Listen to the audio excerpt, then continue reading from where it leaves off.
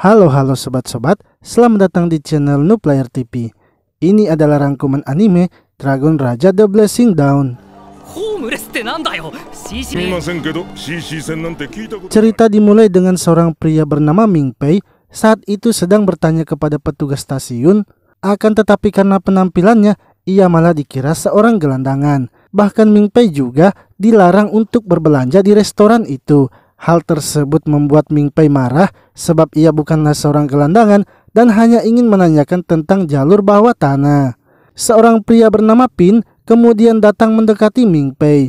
Ia melihat kalau Mingpei memiliki kartu hitam yang juga sama seperti dirinya. Kartu tersebut adalah kartu identitas dari para siswa Akademi Castle. Pin kemudian mengajak Mingpei untuk sama-sama menunggu jemputan mereka. Ia menjelaskan bahwa rute bawah tanah yang Mingpei tanyakan itu hanya diketahui oleh orang-orang Akademi Castle, sehingga bila Mingpei menanyakannya kepada orang lain, maka jelas mereka tidak akan mengetahuinya. Pin juga memberitahunya bahwa ini adalah tahun ke-8-nya di Akademi Castle, sebab ia sudah 4 kali ketinggalan kelas.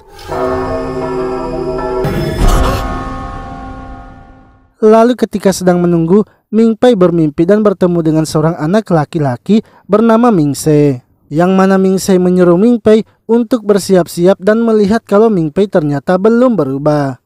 Tak lama kemudian, Pin menyuruh Mingpei untuk bersiap karena kereta mereka sebentar lagi akan datang. Saat Mingpei mendekati petugas yang datang menjemput mereka dan memperkenalkan dirinya, petugas itu pun terkejut melihatnya sebab Mingpei adalah seseorang yang telah memiliki level S. Yang mana hal itu juga membuat Pin sangat terkejut. Lalu ketika Mingpei menggesek kartunya, seluruh stasiun pun berubah dan dengan segera kereta mereka langsung datang. Petugas itu menjelaskan bahwa jika ada seseorang yang berlevel S, seharusnya akademi yang akan langsung datang menjemputnya. Ketika keretanya datang, seseorang profesor yang bernama Jurgen kemudian muncul dan memeluk Mingpei. Ia sangat senang melihat Mingpei yang datang ke akademi mereka. Lalu saat telah di dalam kereta api, Jurgen menjelaskan bahwa di Akademi Castle merupakan akademi yang berpusat untuk meneliti tentang naga dan tujuannya adalah untuk menghabisi naga tersebut. Dengan kata lain, akademi ingin mengembangkan seseorang yang bisa menghabisi naga. Melihat hal itu, Mingpei malah merasa kalau Profesor Jurgen adalah orang yang gila dan Akademi Castle sepertinya merupakan rumah sakit jiwa. Tiba-tiba Mingpei masuk ke dalam alam bawah sadarnya dan kembali bertemu Mingpei yang juga memberitahukannya bahwa yang dikatakan Profesor Jurgen itu memanglah benar. Mingse juga menunjukkan gambaran tentang manusia yang melawan naga. Dulunya seseorang kaisar telah berhasil menghabisi Raja Naga sehingga manusia bisa hidup seperti sekarang. Lalu Mingpei tersadar dan melihat Profesor Jurgen yang sedang membangunkannya. Profesor Jurgen kemudian menyuruh seseorang untuk masuk dan membawakan benda yang akan ia perlihatkan kepada Mingpei. Yang mana benda tersebut adalah sisik naga yang sangat keras serta bayi naga yang masih tertidur. Menurut Mingpei, sepertinya itu hanyalah sebuah action figure. Akan tetapi, ketika Profesor Jurgen menyuruhnya untuk mendekati bayi naga itu, tiba-tiba saja bayi naga tersebut bangun dan mulai mengamuk. Hal itu pun membuat Jurgen terkejut karena seharusnya bayi naga itu belum bisa bangun. Karena tak bisa keluar dari wadah itu, bayi naga tersebut kemudian tertidur kembali. Profesor Jurgen sangat senang karena Mingpei ternyata memanglah hebat. Lalu ketika telah sampai di Akademi Castle, Profesor Jurgen memberitahukannya bahwa dunia yang Mingpei ketahui sebelumnya mulai sekarang akan berubah karena Mingpei sudah masuk ke dalam Akademi Castle. Saat masuk ke dalam akademi, Mingpei menanyakan mengapa tak ada satupun murid yang terlihat. Jurgen pun menyadari kalau ia sepertinya sudah melupakan sesuatu. Tiba-tiba mereka mendapatkan serangan dan beberapa murid kemudian keluar. Jurgen menjelaskan bahwa para murid tersebut berasal dari serikat pelajar yang diketuai oleh Caesar. Ketika Jurgen akan menjelaskannya lebih dalam, ia akhirnya terkena tembakan. Melihat hal itu, Mingpei menjadi sangat syok sebab Jurgen sudah tertembak dan para murid sedang berperang di dalam akademi. Para murid terus saja berperang hingga semuanya pun dokter. Namun pemimpin dari serikat pelajar yaitu Caesar dan pemimpin dari serikat Leonhard yaitu Sihang muncul dan mulai bertarung. Pertarungan yang mereka lakukan sangat sengit hingga membuat beberapa bangunan akademi rusak. Ming Pei yang melihat hal itu merasa sangat terkejut karena pertarungan mereka seperti tidak masuk akal. Tiba-tiba seorang wanita bernama Chen yang merupakan anggota dari Caesar datang menghampiri Ming Pei. Ia menyuruh Ming Pei untuk menunduk dan menembak seseorang yang ada di belakangnya. Akan tetapi Chen malah tertembak karena kalah cepat dengan wanita itu. Yang mana kejadian tersebut ternyata membuat Ming Pei semakin syok. Ming Se kemudian muncul di dalam pikiran Ming Pei dan meminjamkan kekuatannya. Dengan begitu, Ming Pei berhasil menghabisi mereka semua.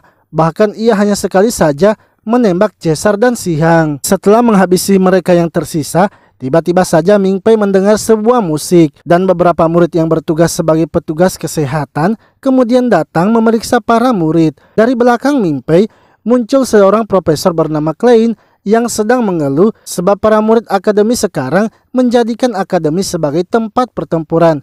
Apalagi Ming Pei yang merupakan murid baru sudah mengikuti perang itu. Profesor Jurgen pun memberitahu Ming Pei untuk tidak mengambil hati perkataan dari Klein, karena Klein memang adalah orang yang bertanggung jawab atas keuangan dan etika di akademi. Melihat profesor yang telah bangkit membuat Ming Pei terkejut dan mengira kalau Profesor Jurgen adalah hantu. Namun Jurgen menjelaskan ia sebenarnya masih hidup dan yang para siswa lakukan sebelumnya hanyalah latihan. Hari ini merupakan hari bebas sehingga para siswa boleh melakukan apapun. Peluru yang mereka gunakan juga hanyalah peluru penenang yang juga bila ditembakkan akan meledakkan cat warna merah. Profesor Klein lalu memberitahu para siswa bahwa ia akan melaporkan hal ini kepada kepala akademi. Akan tetapi Caesar dan Si Hang menjelaskan bahwa mereka sama sekali tidak melanggar aturan, yaitu tidak adanya korban jiwa, tidak adanya pengunjung lain, serta tidak menggunakan senjata kimia. Klein pun langsung saja menelpon kepala akademi untuk memberikan keputusan, yang mana kepala akademi ternyata tidak mempermasalahkan apa yang terjadi, sebab hari itu memanglah hari bebas untuk para siswa dan kerusakan yang terjadi sepenuhnya akan digantikan oleh akademi. Para siswa pun sangat senang karena kepala sekolah tidak menghukum mereka. Lalu kepala sekolah pun mengucapkan selamat datang kepada Ming Pei. Dan ia juga sangat terkesan karena di hari pertama Ming Pei masuk, Ming Pei sudah mengalahkan Caesar dan Si Hang. Setelah itu Ming Pei kemudian pergi untuk melihat kamarnya, yang mana ternyata di asrama ia akan satu kamar bersama dengan Pin. Pin lalu mengajak Ming Pei keluar untuk melihat Akademi Castle. Dan setelah melihatnya, Ming Pei sangat terkejut karena melihat Akademi Castle yang sangat luas. Namun Ming Pei masih bingung karena melihat para murid di akademi itu terlihat biasa saja, dan menurutnya mereka tidak akan mungkin bisa menghabisi seekor naga. Pin menjelaskan bahwa para murid yang ada di akademi bisa menggunakan roh kata, akan tetapi roh kata mereka ditekan karena sedang berada di akademi. Roh kata adalah semacam sihir yang berasal dari resonansi teks naga serta garis keturunan suku naga. Ada sekitar ratusan spesies roh kata yang telah ditemukan dan akademi telah mengaturnya. Semakin tinggi nomornya, maka kekuatannya akan semakin kuat. Setelah itu Ming Pei kembali ke kamarnya untuk melakukan uji garis keturunan. Jurgen mengeluarkan sebuah alat yang bisa mengeluarkan suara dari roh kata sang kaisar. Namun setelah mendengarnya, Ming Pei ternyata tidak merasakan apapun. Hal itu membuat Jurgen bingung karena kejadian tersebut belum pernah terjadi. Tiba-tiba ia menyadari sesuatu dan bergegas untuk keluar. Pin lalu memberitahu Ming Pei bahwa selanjutnya Ming Pei akan melakukan ujian level keturunan. Jika Ming Pei ingin lulus ujian itu, maka ia akan membantunya. Seketika Ming Pei langsung setuju sebab ia tidak ingin dikeluarkan dari akademi itu. Pin mengatakan bahwa Ming Pei bisa tenang karena ia memiliki soal dari ujian tersebut. Sementara itu Jurgen menghubungi Klein agar segera bertemu dengannya di perpustakaan. Dan saat telah di perpustakaan, mereka pun bersama-sama membuka dokumen kuno, yang mana menurut dokumen itu sebelumnya telah terjadi perang antara Raja Naga Hitam dan Raja Naga Putih. Ming Pei yang tidak merespon roh kata dari sang kaisar yang merupakan keturunan Raja Hitam, sepertinya karena Ming Pei adalah keturunan dari Raja Naga Putih. Esoknya Ming Pei kini mengikuti ujian 3E untuk menilai kekuatan level keturunannya.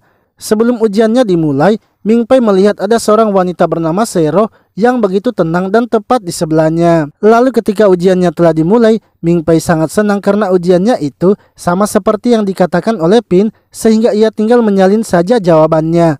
Akan tetapi, ia melihat para siswa yang lainnya menjadi seperti orang yang tidak waras. Namun berbeda dengan Zero yang ternyata masih juga tetap tenang. Tiba-tiba suasana berubah dan Ming Pei kembali lagi bertemu dengan Ming Se. Ming Se pun membawa Ming Pei menjelajahi di alam bawah sadarnya dan mengatakan kalau Ming Pei sebenarnya hanya berpura-pura bodoh saja. Lalu Ming Pei dibangunkan oleh Chen yang mengatakan kalau ujiannya telah selesai.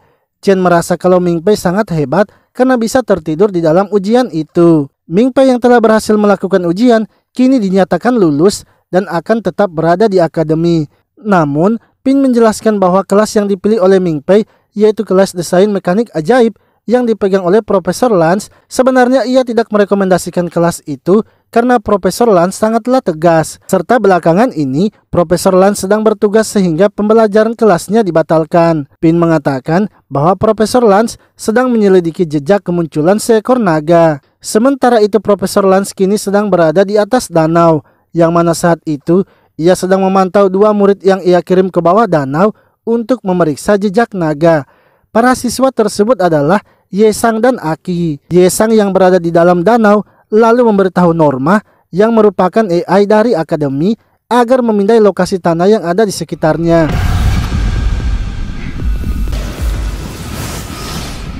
Lalu dengan bantuan kekuatan roh katanya, Ye Sang berhasil menemukan sebuah tempat yang ia yakini kalau tempat itu adalah istana dari Raja Penguasa Perunggu dan Api. Profesor Lance kemudian melaporkan hal itu kepada Kepala Akademi, yang mana Kepala Akademi pun langsung memerintahkan Lance untuk memeriksanya. Kepala Akademi juga kini mengizinkan Lance untuk menggunakan senjata kunci mereka dan ingin agar Lance menghabisi makhluk hidup yang tidak bisa mereka tangkap. Lance pun mengambil bayi yang bernama Kagi yang juga merupakan senjata kunci dan tiba-tiba dari belakang makhluk itu muncul kembali dan menghabisi asistennya. Hal itu pun membuat Profesor Lance terkejut dan begitu marah.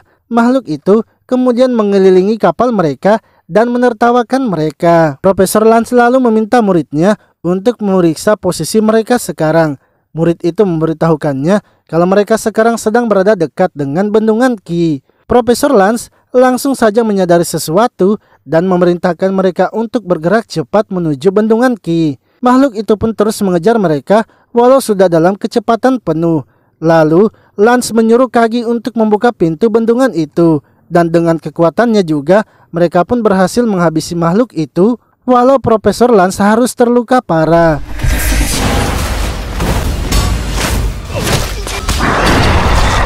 Sementara itu Kepala Akademi memberitahu para murid bahwa kapal mereka telah berhasil mendarat. Ia pun berterima kasih kepada para murid karena sudah membantu dan juga kepada Ming Pei yang sudah menemukan jalan keluar. Lalu ketika Ming Pei keluar dari ruangan itu, Si Hang pun mengajaknya untuk bergabung dengannya. Namun Ming Pei menolaknya karena ia masih baru di akademi itu.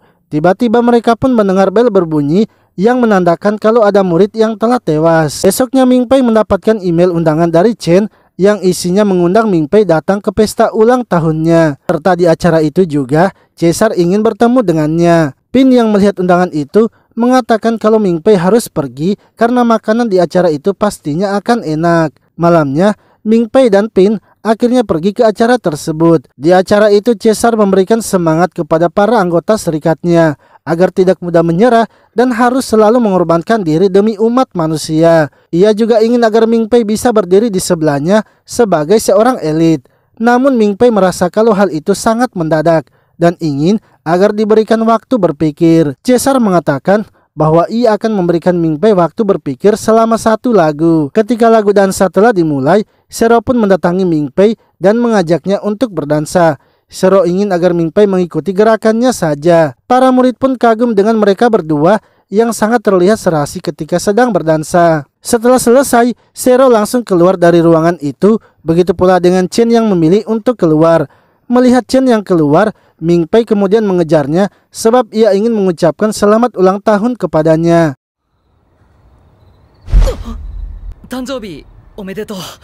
Akan tetapi Profesor ingin agar klien menelpon penjaga malam sebab penjaga malam adalah ayahnya. Sementara itu penjaga malam yang sedang bersantai di tempatnya tiba-tiba mendapatkan telepon dari kepala akademi, yang mana kepala akademi ingin agar penjaga malam melepaskan aturannya. Tak lama kemudian Klein pun juga menelponnya, namun ayahnya mengatakan kalau kepala akademi sudah menelponnya. Penjaga malam akhirnya mulai bersiap untuk membuka aturan di akademi. Saat aturan telah dicabut, kekuatan para murid akhirnya meningkat. Begitu pula dengan Profesor Klein yang langsung menggunakan kekuatannya untuk mencari penyusup yang tersisa. Salah satu penyusup lalu mendapatkan perintah untuk pergi ke gudang minuman dan masuk ke ruangan bawahnya. Penyusup tersebut kemudian secara perlahan-lahan menuju gudang tersebut. Saat sampai di dalam gudang, penyusup itu pun langsung menemukan pintu yang dimaksudkannya. Ia lalu mengeluarkan kartu hitamnya untuk membuka pintu tersebut. Setelah membukanya, ia merasa sepertinya misinya terlalu mudah. Ia kemudian terus melanjutkan perjalanannya mengikuti perintah yang diberikan kepadanya.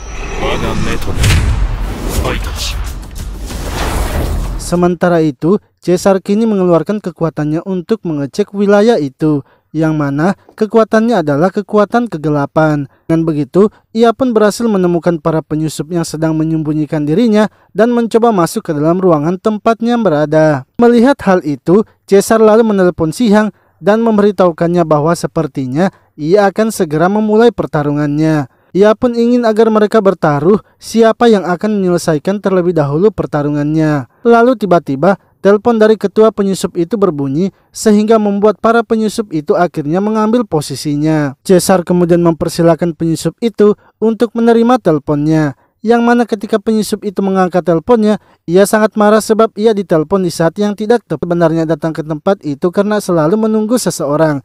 Ia ingin orang tersebut memberikannya hadiah dan ingin hadiah bunga yang besar. Seketika Ming Pei langsung mengucapkan berikan hadiah itu dan tiba-tiba muncullah kembang api yang sangat besar sehingga membuat mereka berdua senang. Chen sangat berterima kasih kepada orang yang telah memberikan hadiah itu, yang mana sebenarnya itu adalah perbuatan dari Ming Pei yang dibantu oleh Ming Se. Melihat Chen yang sangat senang, Ming Pei akhirnya memutuskan untuk setuju menjadi juniornya. Setelah itu mereka berdua kemudian memutuskan untuk kembali ke akademi.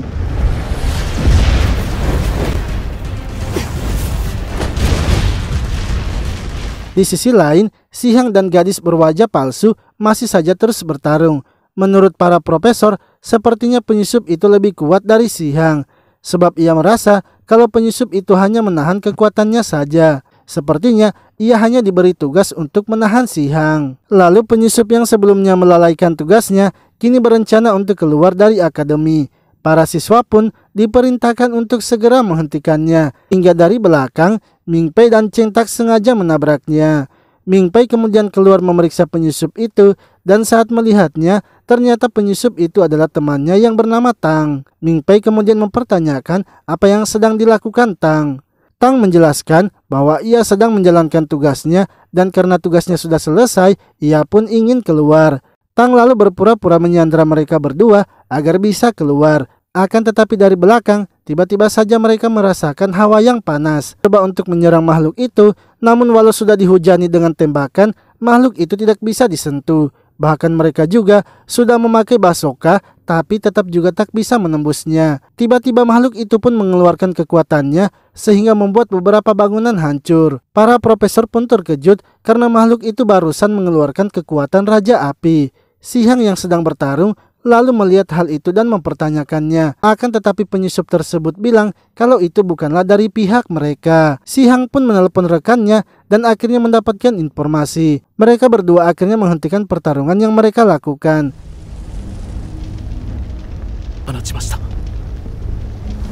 Sementara itu, Profesor Klein mencoba menelpon ayahnya untuk kembali menghidupkan aturannya. Namun ayahnya mengatakan aturannya itu tidak akan berlaku kepada orang-orang yang berada di atas garis keturunannya. Sepertinya makhluk itu adalah spesies naga generasi pertama. Ia adalah pengendali elemen emas dan api serta salah satu dari 4 Raja Agung. Di sisi lain, Mei mencoba menelpon rekannya dan memberitahukan apa yang terjadi. Namun hal itu membuat rekannya terkejut karena itu adalah Konstantin. Sepertinya ada seseorang yang membangunkannya dengan paksa sehingga ia masih tidak stabil. Jika sampai ia meledakkan dirinya, maka seluruh wilayah di tempat itu akan hancur. Mei pun menyuruh rekannya untuk segera mencarikan mereka solusinya. Sementara itu, Ming Pei kini telah bertemu dengan Pin yang mengajak mereka untuk segera kabur, sebab makhluk itu semakin dekat dengan mereka. Menurutnya, mereka harus lari ke kolam renang karena api harus dilawan dengan air. Mereka akhirnya bergegas menuju kolam renang dan bertemu dengan Caesar serta Mei. Mereka pun menjelaskan rencananya dan bergegas menuju kolam renang. Sementara itu Chen berhenti dan ingin membantu Caesar. Namun Caesar melarangnya karena itu akan mempengaruhi konsentrasinya dalam bertarung. Ia juga ingin agar Chen sebaiknya melindungi Ming Pei. Lalu Mei pun mendapatkan telepon dari rekannya untuk menggunakan peluru yang tidak terbuat dari logam. Peluru itu memang tidak akan melukainya, tapi bisa memaksanya untuk mundur. Mei dan Caesar akhirnya mencoba menyerangnya dengan peluru itu. Para profesor yang melihatnya kemudian memerintahkan seluruh siswa untuk mengganti pelurunya juga.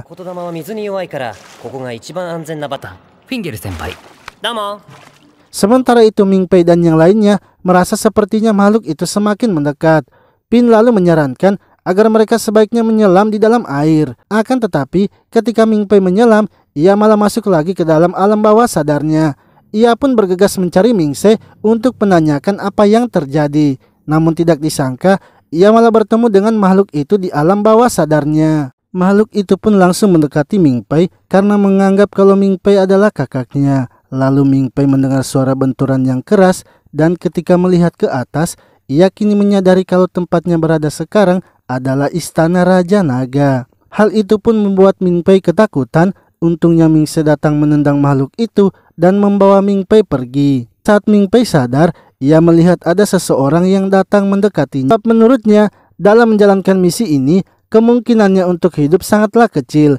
Untuk itu, jika ia nantinya mati dalam menjalankan misi, ia ingin agar Pin menggunakan kartu itu untuk memenuhi kebutuhannya. Karena kartu level S memiliki banyak uang di dalamnya. Akan tetapi, Pin menolak untuk mengambil kartunya itu. Karena menurutnya, Ming Pei memiliki keberuntungan yang bagus dan pastinya akan kembali dalam keadaan hidup. Setelah itu Ming Pei kemudian telah berada di atas kapal beserta dengan tim yang akan melakukan penjelajahan. Misi kali ini dipimpin oleh Profesor Klein yang memberitahu mereka bahwa kapal mereka sekarang sudah dilengkapi dengan berbagai senjata, sehingga mereka tidak perlu takut jika bertemu lagi dengan makhluk seperti yang dihadapi Ye Sang. Lalu tim yang akan menyelam nantinya akan membawa bom untuk menghancurkan istana Raja Naga. Ming Pei kemudian mempertanyakan mengapa mereka harus menghancurkannya padahal istana itu merupakan gudang harta. Profesor Klein menjelaskan bahwa jika mereka tidak bisa menguasai istana itu, sebaiknya mereka menghancurkannya saja daripada harus jatuh ke tangan Raja Naga. Mereka berempat juga akan dibagi menjadi dua tim, yang mana Ming Pei akan berpasangan dengan Chen, sedangkan Zero akan berpasangan dengan Caesar. Namun tim yang akan menyelam ke bawah adalah tim dari Ming Pei. Chen dan Ming Pei akhirnya melakukan persiapan dan turun ke bawah, hingga mereka pun kini sampai di depan gerbang istana Raja Naga. Profesor Klein lalu memberitahu Ming Pei untuk mengoleskan darah dari kaki kepada patung itu. Akan tetapi saat Ming Pei mengoleskannya, patung itu langsung saja memakan tangannya. Untungnya ada Chen yang berusaha melepaskan Ming Pei. Lalu tak lama setelah itu, patung tersebut mengucapkan roh kata dan membuka gerbang istana Raja Naga sehingga mereka berdua pun dihisap masuk ke dalam. Setelah sadar, mereka pun kini telah berada di dalam istana. Chen langsung akan berusaha menahan bebatuan yang akan jatuh menimpa mereka. Namun Ming Pei yang berusaha mengeluarkan darahnya ternyata sama sekali tidak keluar, sebab jarinya itu sudah pucat karena terlalu lama terkena air. Chen pun menyarankan agar Ming Pei memotong jarinya saja sehingga darahnya bisa keluar. Akan tetapi saat Ming Pei mencobanya, pisau yang ia gunakan malah terjatuh. Hal itu pun membuat Ming Pei kesal sebab ia juga melihat Chen yang sudah kelelahan menahan bebatuan yang jatuh. Karena tak punya pilihan lain lagi, Ming Pei akhirnya membuka oksigennya sehingga darahnya pun keluar dari mulutnya. Dengan begitu, mereka akhirnya bisa keluar dari istana Raja Naga.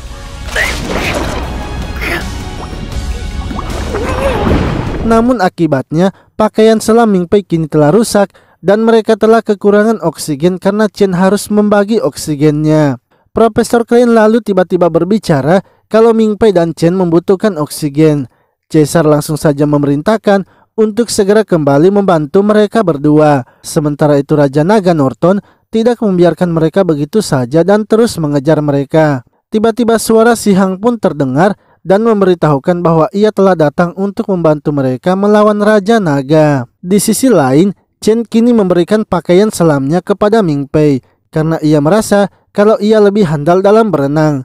Mereka berdua kemudian bergegas naik ke atas sebab bom yang mereka pasang kini telah meledak.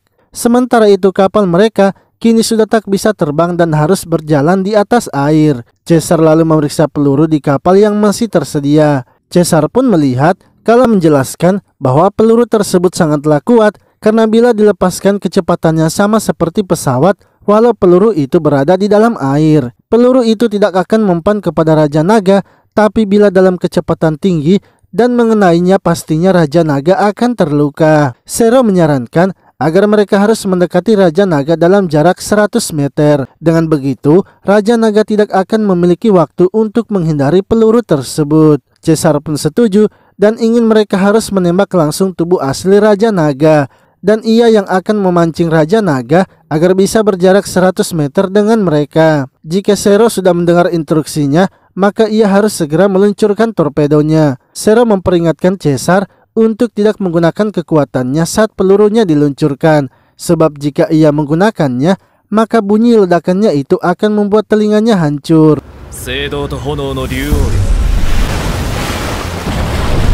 Lalu ketika Caesar keluar dari kapal, tiba-tiba saja Raja Naga berhenti. Menurut Caesar, sepertinya Raja Naga merasakan adanya bahaya sehingga ia berhenti mengejar.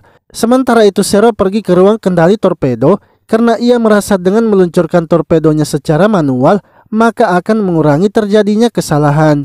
Caesar kemudian menutup matanya dan memutuskan menggunakan kekuatannya. Ia lalu menyerang Raja Naga dengan senjatanya, yang mana ia sengaja melakukan hal itu untuk membancing amarah dari Raja Naga. Zero pun melaporkan kalau ia sudah sampai di ruang kendali dan telah bersiap melepaskan torpedo. Karena semuanya telah siap, Caesar memerintahkan untuk menggunakan kecepatannya. Karena jaraknya yang terlalu dekat, membuat Raja Naga tak bisa menghindarinya dan harus terpental jauh.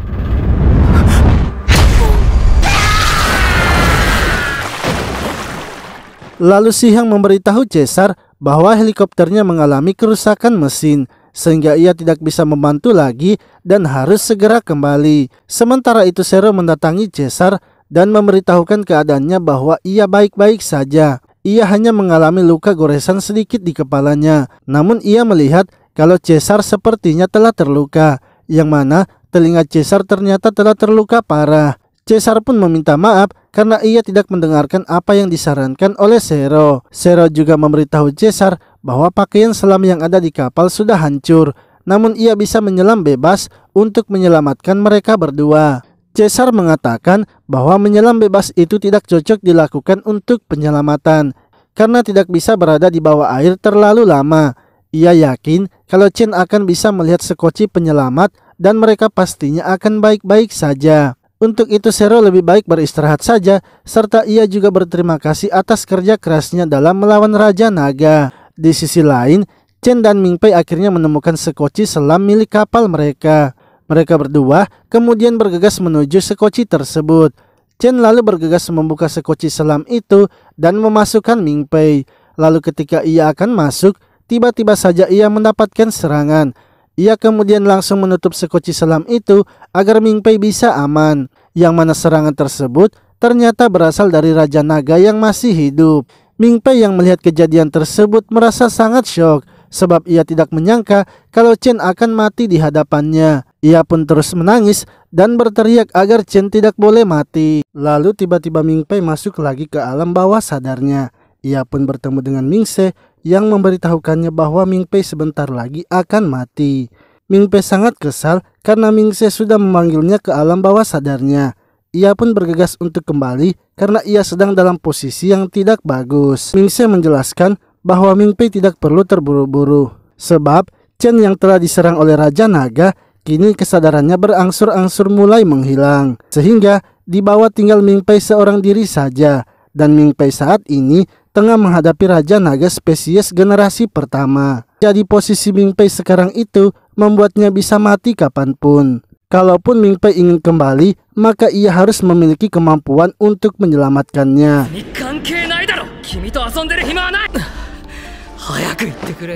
Ming Sei kemudian memberitahu Ming Pei bahwa ia sebenarnya sangat mahir dalam menghabisi naga. Seketika, Ming Pei langsung terbangun dan menanyakan bagaimana cara ia akan melawannya. Sebelum menjawab pertanyaan Ming Pei, Ming Sei terlebih dahulu mempertanyakan mengapa Ming Pei sangat ingin sekali menyelamatkan Chen. Ming Pei mengatakan bahwa Chen adalah kakak seniornya. Chen lah juga yang sudah mengajaknya masuk ke dalam serikat pelajar, sehingga ia tidak mau membiarkan Chen harus mati seperti itu. Ming Sei pun memberitahunya bahwa ia bisa membantunya, tapi ia memiliki syarat, yaitu kontrak iblis, yang mana iblis menjadi budak dari pembuat kontrak. Sebagai imbalannya, pembuat kontrak harus memenuhi syarat dari iblis. Begitu iblis telah selesai memuaskan pembuat kontrak dengan kesenangan duniawi, hubungan iblis dan pembuat kontrak berakhir dan jiwanya akan dimiliki oleh iblis. Ming Sei selamat, serta Chen juga bisa sembuh total padahal ia menderita luka yang parah. Namun menurut kepala akademi, Ming Pei tidak memberitahukan apa yang sebenarnya telah terjadi. Namun menurut kepala akademi, Ming Pei tidak perlu memberitahukannya apa yang sebenarnya telah terjadi. Ia hanya ingin mempercayai Ming Pei sehingga ia tidak akan mempertanyakan hal itu lagi. Lalu Ming Pei kembali ke kamarnya dan memberitahukan kepada Pin bahwa ia baru saja bertemu dengan kepala akademi. Tiba-tiba ada yang mengetuk pintu kamar mereka dan saat memeriksanya, ternyata itu adalah Caesar yang datang meminta garam. Ketika melihat apa yang terjadi, Caesar dan Si Hyang sedang membuat makanan bersama-sama. Tak lama kemudian, Chen datang menemui Ming Pei dan mengucapkan terima kasih. Ia mengatakan bahwa ia sebenarnya tahu apa yang telah terjadi, tapi ia tidak akan memberitahukan siapapun sebab Ming Pei sudah menyelamatkan hidupnya. Seseorang lalu datang membawakan Ming Pei paket dan ketika melihat isinya, ternyata itu adalah handphone yang dikirim oleh Ming Sei. Ming Sei memberitahunya kalau Ming Pei bisa memanggilnya dengan handphone itu. Namun setiap kali ia memanggilnya, maka Ming Pei akan kehilangan seperempat hidupnya sesuai dengan kontrak mereka.